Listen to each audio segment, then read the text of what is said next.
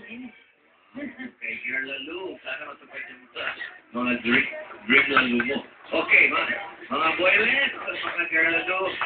May nagtatanong dito, kay questioning, si Jerome Bertia Valenzuela. Tungkol kay Katrina.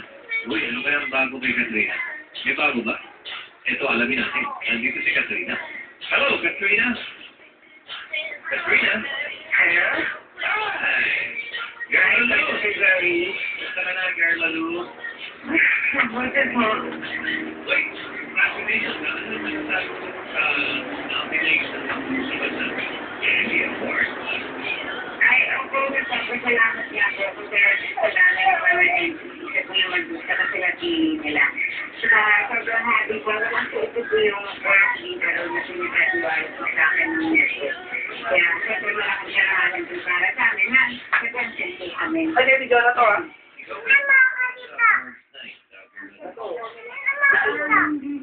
Alam mo, wala ko kung may invitation. Pero,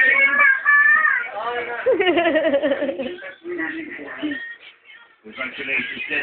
Kung pala sa sarili mong paraan, tumutulong sa mga kalantan kung parang patuloy pa na... Sana yung kembot? gusto ko salamatan lahat ng mga kaibigan ko na tumulong sa akin. Saka yung mga sponsors na tumulong din po sa akin. At saka yung family ko po, kami yung mga nagre-repa, kami yung mga nag-ahatid sa mga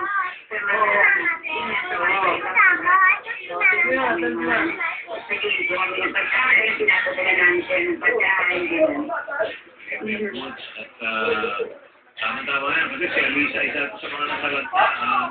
Katrina. Ha? Kasi ito, si Alisa, sabi mo. Itabi ko sa mga... Hi, Lisa. Hi.